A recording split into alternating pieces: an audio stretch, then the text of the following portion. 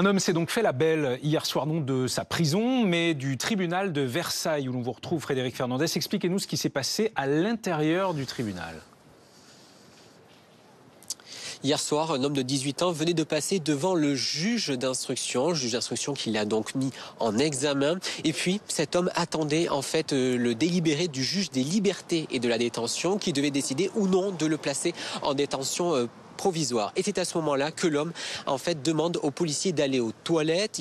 Les policiers lui sortent les menottes. Et à ce moment-là, l'homme s'enfuit, il emprunte des escaliers. Et il arrive jusqu'à la sortie du tribunal. Très rapidement, des recherches se mettent en place. Il faut rechercher donc cet homme. Et puis aux alentours de 23h30, et bien à ce moment-là, il y a un automobiliste qui appelle les policiers, qui explique qu'un homme qui était caché derrière un buisson a tenté et est rentré de force dans son véhicule. Et cet homme a demandé donc à être déposé à la gare de Versailles-Chantier. Aujourd'hui, cet homme de 18 ans est toujours activement recherché. Ce qu'on peut vous dire également, c'est qu'une patrouille de police a été envoyée au domicile de la victime présumée de la tentative de meurtre, une tentative de meurtre qui remonte à janvier dernier. Ce sont pour ces faits donc que l'homme a été mis en examen. Ce qu'on peut également vous dire, eh bien, c'est qu'une enquête a été ouverte, donc pour évasion. Elle a été confiée au parquet de Versailles et aujourd'hui, l'homme est inscrit donc au fichier des personnes recherchées. Merci Frédéric, merci à Vincent Berthézen qui vous accompagne à Versailles pour BFM TV. Bonsoir Mélanie Bertrand, journaliste police-justice de BFM TV. À vos côtés Frédéric Loos, bonsoir et bienvenue à vous aussi, secrétaire général du syndicat des commissaires de police.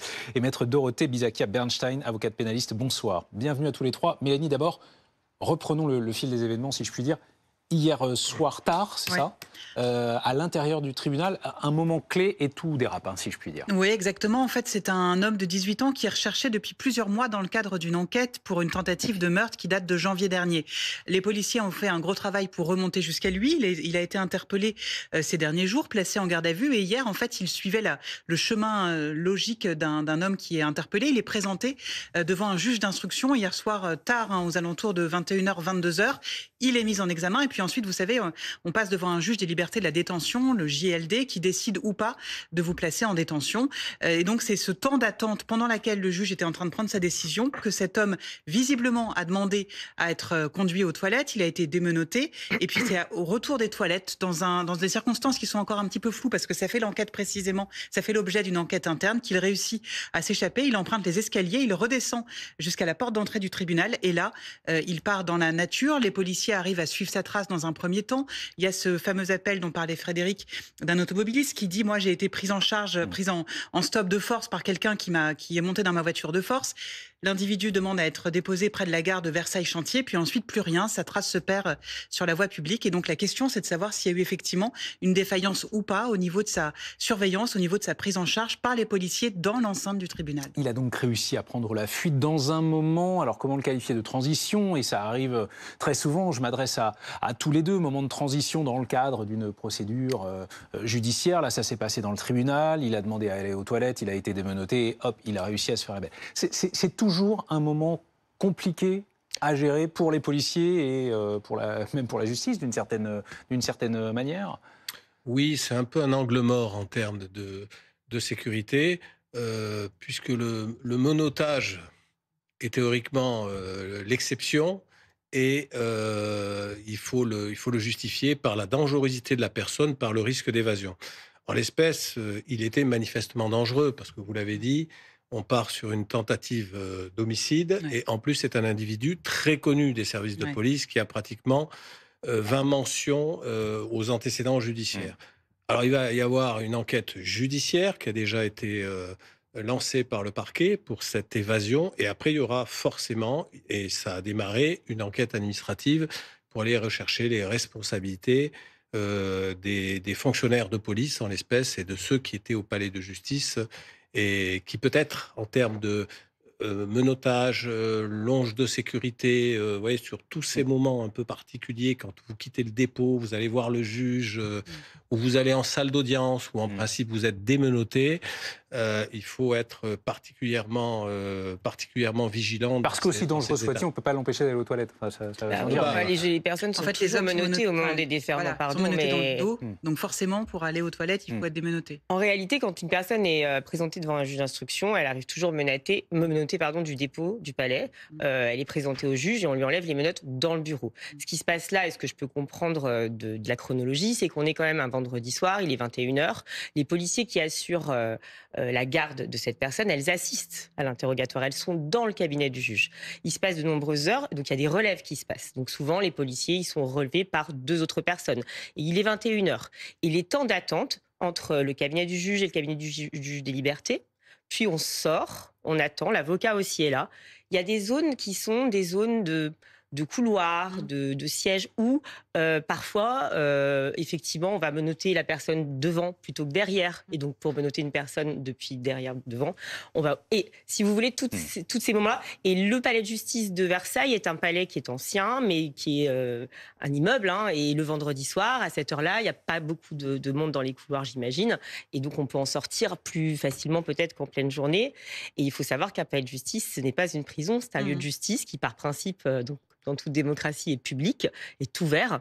Et donc, c'est cette conciliation-là entre la liberté nécessaire et la sécurité qui est difficile à mettre en œuvre. C'est un des scénarios les plus redoutés, j'imagine, par les policiers. L'enquête va aussi permettre, sur ce qui s'est passé hier, va permettre de devoir déterminer ce qui s'est passé exactement. Est-ce qu'il y a eu une faille dans la sécurisation de cet homme-là, qui n'était pas un détenu, pas encore, peut-être. Mais voilà, c'est terrible, j'imagine, rétrospectivement, pour les policiers, de se dire il a réussi à s'enfuir alors qu'on avait la charge. Surtout que les policiers ont mis des mois à remonter sa trace et à réussir à l'interpeller. Donc j'imagine qu'il y a... Et surtout que ça tombe, en plus, mais ça tombe au moment où Mohamed Amra va être extrait pour être présenté à un juge là, cette semaine. Et c'est vrai que quand on connaît l'affaire de Vironvet et son évasion et ce que ça a coûté aux forces de l'ordre, c'est un débat qui arrive... Ça s'inscrit dans un contexte un peu sensible. Oui, et puis la priorité, mais ça a été fait immédiatement par la police judiciaire et la direction interdépartementale de la police nationale des Yvelines, c'est de sécuriser la victime. Oui, c'est vrai. La victime. Ça a été fait. Maintenant, il y a un dispositif qui a été lancé, il y a un périmètre de sécurité, Interpol saisi, des avis aux frontières, la police de l'air aux frontières. Il est inscrit au fichier des personnes recherchées, probablement avec une fiche S, puisque c'est un évadé dangereux. Il y a des dispositifs qui vont être mis en place. Et puis, il y a une enquête pour exploiter toutes les données numériques, bancaires, téléphoniques, etc., qui se met en place. Il faut rappeler également que l'évasion est punie de 3 ans de prison, et si c'est des circonstances aggravantes, l'effraction, la violence, 5 ans, mais également l'aide à l'évasion est également un délit. Il faut le rappeler pour ceux qui peut-être nous écoutent ou se disent tiens, je vais peut-être aider quelqu'un. C'est un délit pénal qui est aussi assorti d'une peine de prison lourde. Il y a donc un homme potentiellement dangereux dans la nature. Mélanie, qu'est-ce qu'on sait de lui d'ailleurs? Il a 18 ans. Il est jeune, il a 18 ans, mais vous le disiez, effectivement, il est déjà connu de la police. Il a plusieurs condamnations pour des délits dont on n'a pas, nous, la précision. Peut-être que vous l'avez, vous, mais en tout cas, il est bien connu des services de police. Dans le milieu des stupes, entre autres. Il a pris la fuite hier de façon totalement fortuite. En tout cas, ce que l'on peut dire, c'est que c'était visiblement pas planifié. Il a sans doute profité d'un moment d'inattention de quelques secondes pour se fondre dans la foule, peut-être, dans la foule, le mot est sans doute exagéré, mais en tout cas parmi les autres personnes présentes au tribunal. Très rapidement, néanmoins, les policiers se sont rendus compte que tout d'un coup, il était manquant et sont partis à sa recherche. Il est en fuite hier. On sait que sa trace se perd à peu près après la gare de Versailles-Chantier. Les policiers ont mis les moyens pour essayer de le localiser et continuent aujourd'hui. On a peu de réponses du côté de la justice et c'est bien normal parce que l'objectif c'est de le retrouver, de lui donner évidemment aucune information qui lui mettrait la puce à l'oreille. L'objectif c'est absolument de le retrouver au plus vite et vous l'avez dit, les policiers ont aussi mis en sécurité la victime. C'est ça, parce qu'il est le suspect principal d'une enquête pour tentative de meurtre depuis janvier. Oui, depuis janvier. Donc ils sont allés tout de suite, ils ont envoyé hier une patrouille au domicile de cette personne qui est victime dans ce dossier. On imagine l'état d'esprit de la victime une fois qu'elle a appris que mis en sécurité et s'assurer qu'il n'y avait pas la présence de ce suspect à son domicile, ce qui n'était pas le cas hier. Est-ce que ce qui s'est passé hier, maître, interrompt, stoppe la procédure judiciaire? Comment ça se passe quand quand le suspect se volatilise. La procédure, elle ne va pas être bien changée par cet événement qui, en réalité, même interroge un peu juridiquement, parce qu'une évasion, il faut être incarcéré. Or, je rappelle que s'il attendait le délibéré du juge des libertés, cela veut dire qu'on ne lui avait pas encore notifié une décision de détention, et que si il n'est pas encore juridiquement détenu, il s'évade de quoi? Parce qu'il n'est plus en garde à vue, il est dans le temps de présentation d'un délai, il n'est pas encore placé en détention. On va dire que juridiquement, il y aura peut-être des questions qui se posent. Mais en tout cas, sur l'affaire principale, l'enquête qui a lieu, elle demeure de toute façon confiée à un juge. Mais une enquête parallèle qui a été confiée d'ailleurs à la direction de la police spécialisée va s'ouvrir pour l'interpeller. S'il fréquente des lieux de transport en commun, il y a fort à parier que des vidéosurveillances vont être exploitées et qu'on pourra rapidement l'interpeller, surtout si c'est une évasion fortuite et qu'il a profité d'un moment. S'il se rend de lui-même dans les prochaines heures, est-ce que ça peut jouer en sa faveur malgré tout? Oui, c'est évidemment pas la même démarche que de se dire j'ai eu un coup de folie que de s'inscrire ensuite dans une démarche qui est beaucoup plus fermée, qui va l'entraîner forcément d'autres personnes dans son sillon, de l'aide. Et voilà. Après, c'est quelqu'un qui est simplement qui venait d'être mis en examen, qui dans ce dossier n'est que mis en cause, et donc son statut demeure d'être innocent. Est-ce qu'il est dangereux? J'en sais rien. Mais avant-hier, il était déjà de fait libre puisqu'il n'avait pas encore été interpellé. Et donc, il était sous main de justice, quoi. Mais il était avant la garde à vue. En tout cas, il avait pas été. Il était en fuite. Donc, oui, c'est ça. Mais en tout cas, on le recherchait pour l'interroger et le mettre en examen. Il n'était pas condamné. Bien sûr. Sachant que les faits se sont donc produits hier soir, assez tard. Un vendredi soir, fin de semaine, au tribunal de Versailles. Maître Bysakia Bernstein évoquait il y a quelques instants les rotations chez les policiers, notamment dans les tribunaux pour des affaires de ce type et des présentations à un juge d'instruction, etc., etc. Est-ce que ça peut aussi être un élément, je ne sais pas, d'explication, mais qui constituerait une faille peut-être dans le dispositif? Qu'est-ce que vous vous dites, vous, entre policiers, quand ce genre de choses arrive? Quand ce genre de choses arrive, la première chose que je me suis dit, c'est que dans les dépôts des commissariats, des tribunaux un peu importants, vous avez des policiers qui sont spécialisés, qui sont affectés au palais de justice, qui connaissent par cœur les arcanes du palais de justice, qui connaissent par cœur les procédures propres au palais de justice, qui bien souvent connaissent très bien les avocats, les juges d'instruction, etc.